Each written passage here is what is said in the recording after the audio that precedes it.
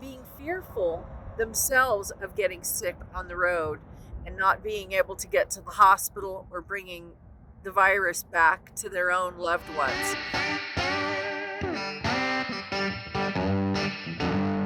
Hey, it's Monica from DAT. Here's some really helpful information around the COVID-19 pandemic. But first, let me say thank you to everybody who is working so hard to keep freight moving right now. We know that it's a really difficult time, and we appreciate your hard work more than ever. So we would love to hear how you're dealing with the uncertainty that the coronavirus has caused in your everyday. And in this video, we have several carriers and a broker who weigh in and share what they're doing. DAT is also offering updates on our website, so you can check that out at dat.com/COVID-19. So stay safe out there. First up is Kenny Long from Patriot Star.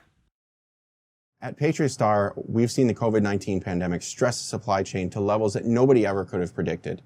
Things are changing so quickly that it's hard to tell what will happen in the next few hours, let alone the next few days or the coming weeks. And to make matters worse, there is no end in sight.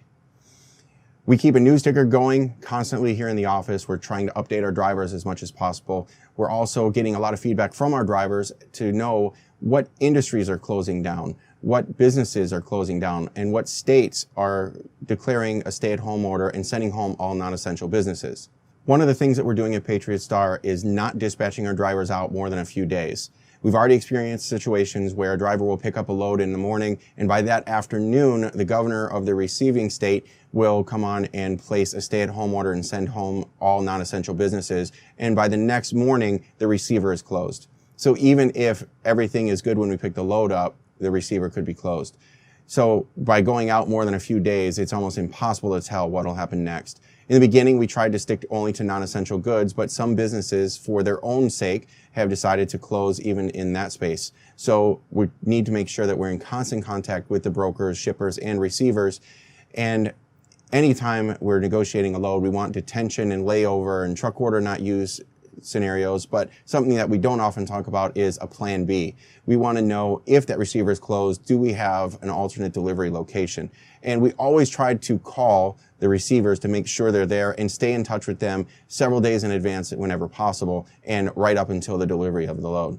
One of the things that we're trying to do is watch the markets change as closely as possible by keeping an eye on the DAT hot market maps and rate view, because the markets that need us the most, the highest demand, are where we will both generate the most income and profit for the trucks in this market, as well as provide the most essential relief in this emergency.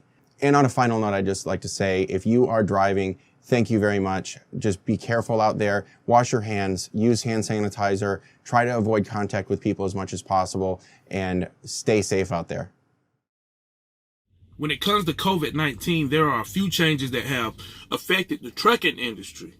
Number one being there's less traffic on the highway, which means that you can get to your location in a timely manner.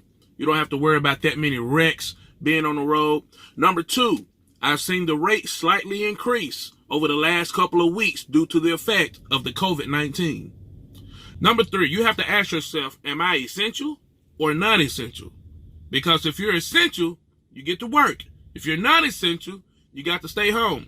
And so with most truck drivers, I've seen a lot of truck drivers that's still working, but I'm seeing more trucks at the truck stops. And so with the spread of the virus, you can see that some of the companies are shutting down, and with companies shutting down, there's going to be less truck drivers that's working. And lastly, it's been very inconvenient going into the truck stops and being able to just go in and come right back out, and you can't sit down, you can't take a break. And so those are some of the things right there, some of the effects that I've seen due to COVID-19. And so let's keep our fingers crossed, and we'll get through this together. Okay, Paul, why don't you see if you can get that report back to me by tomorrow?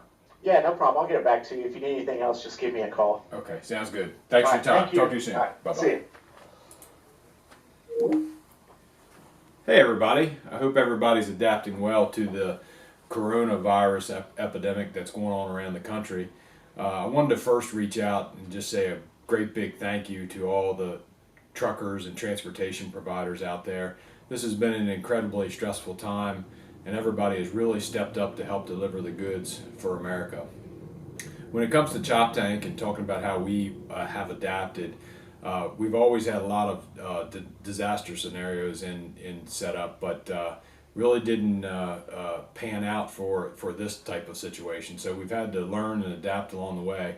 But I can tell you that we're incredibly proud of our team as we've quickly adapted to working from home and doing the things necessary to make sure that our customers are taken care of. Over the years, we've invested lots of time, money, and effort into making sure all our systems are in the cloud, and the development of our Orbit proprietary shipper product, so our shippers can check on their loads and things like that right from their internet. So all the investments we've made over the years have really paid off in this situation. So again, just wanted to give a great big thank you to all the carriers, truckers, organizations, transportation, our team. There's just been so many people that have played a vital role in making sure that the shelves stayed full in this trying time. Thank you, and look forward to speaking to everybody once this is behind us. Truck drivers are being affected a lot. If it's not showers that are closed, food services that are closed, requiring you to go through the drive-through window service only, and the tractor trailer cannot go through the drive-through. It's been very, very difficult. I spoke to a driver the other day in our organization that had to drive 2.5 days home to get a shower because she was refused at several different truck stops. Yes, some of the truck stops have reopened services, but the services are very limited. The food services are very limited. Support groups on Facebook have sprung up to help drivers find out where they can get food. A lot of the shippers and receivers are not letting the drivers use the bathrooms, more so than usual. They are requiring them to use their lumpers rather than have the option to unload themselves. This is a greater expense. Now that the FMCSA has made the emergency declaration suspending hours of service, a lot of people don't realize that drivers already work 20 to 30 hours a week that is unpaid. And a lot of times getting detention money, as we've talked about before, is very difficult.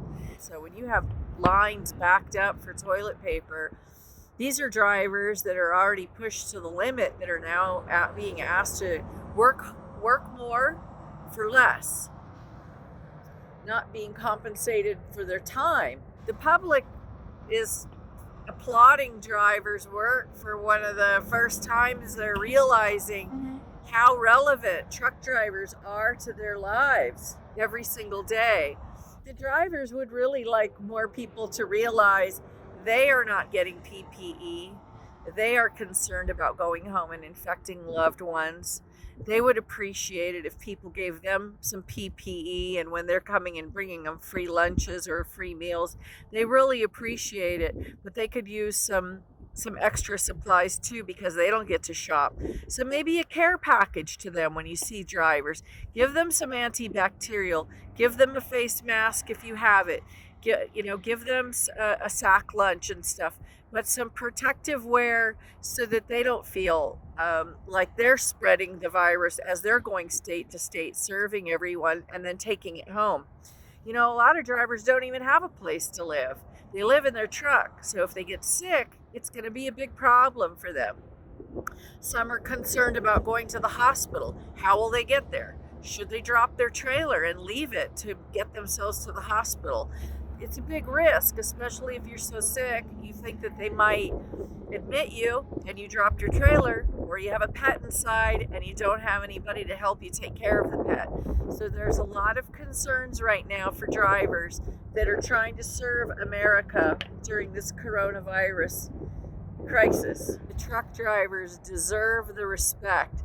They are definitely moving America right now during this crisis, and they need to be supported by everyone in the supply chain. All of the citizens of America need to pay attention to what the truck drivers are doing for them right now.